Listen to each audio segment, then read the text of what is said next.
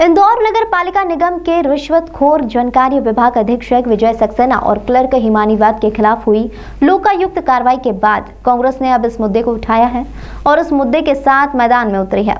कांग्रेस का कहना है कि इंदौर की छवि पूरे देश में बहुत अच्छी है। स्वच्छता में नंबर 1 इंदौर शहर की छवि रिश्वतखोरों के कारण खराब हो रही है, जिसे लेकर कांग्रेसी निगम आयुक्त के पास ज्ञापन लेकर पहुंचे। दरअसल नगर निगम में लोकायुक्त की कार्रवाई के बाद अब कांग्रेसियों को इंदौर की छवि खराब होने का डर सताने लगा है और उस डर को लेकर अब कांग्रेसी निगम आयुक्त प्रतिभा पाल के पास पहुंचे और निगम आयुक्त से मांग की कि नगर निगम के रिश्वतखोरों के कारण इंदौर की छवि खराब हो रही है और ऐसे रिश्वतखोरों को जल्द से जल्द निगम से हटाया जाए। इन रिश्वतखोरों की सूची भी पूर्व नेता प्रतिपक्ष फौजिया शेख आलम ने निगम आयुक्त को सौंपी। वहीं फौजिया शेख ने कहा कि जब प्रदेश में कांग्रेस की सरकार थी तब कई ऐसे लोगों को निगम से हटाया गया था। प्रतिनिधि मंडल में कांग्रेस शहर अध्यक्ष विनय बाकलीवाल, दीपू यादव, देवेंद्र सिंह यादव, शेख आलम और कई कांग्रेस पूर्व पार्षद शामिल थे। फाइल को आगे बढ़ाने के लिए परसेंटेज नगर निगम इंदौर में चल रहा है, उसका एक बड़ा भ्रष्टाचार हमने मैडम के सामने रखा है।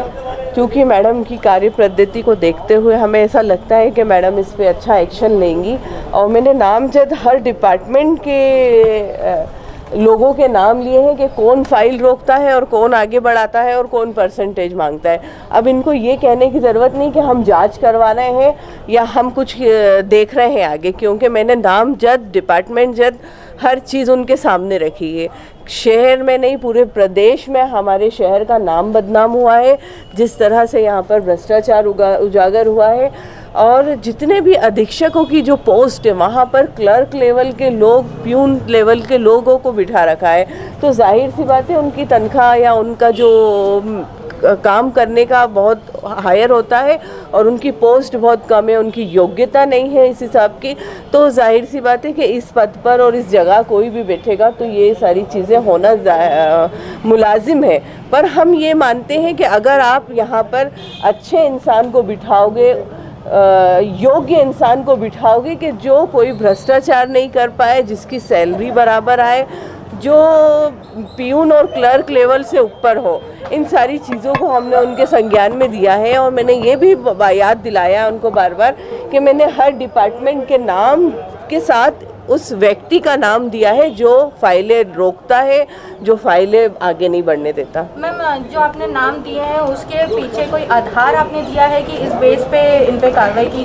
देखिए, किसी का बेस नहीं होता है। ये नगर निगम में डिपार्टमेंट है, जल मंत्रालय में एक धर्मचंद्र पालीवाले, लेखा विभाग में प्रशांत है। हाँ, आधार पे इनके नाम दिए गए हैं ये जितने भी लोग हैं ये सिर्फ ये क्लर्क और प्यून लेवल के लोग हैं, जबकि यहाँ पर अधीक्षक को होना चाहिए और अधीक्षक इंदौर नगर निगम में 1 से 2 हैं। ये लोकायुक्त की कार्रवाई होने के बाद ही क्यों संज्ञान में आया आप लोगों का? देखिए, इससे पहले भी मैंने प्रतिनियुक्ति पे आए अधिकारियों के लिए लेटर अनेकों बार लगा चुकी हूँ। उसके बाद आपने देखा कि यहाँ पर कुछ नहीं हुआ। कमलनाथ जी की सरकार आई, मैं वहाँ से लेटर भी निकाल के लाई और काफ़ी जो 15 साल 20 साल से अधिकारी यहाँ पर जमे थे, मैंने उनका ट्रांसफ़र भी करवाया। आज भी आप बोलेंगे कि उनका लिस्ट है तो मेरे पास उनकी लिस्ट है।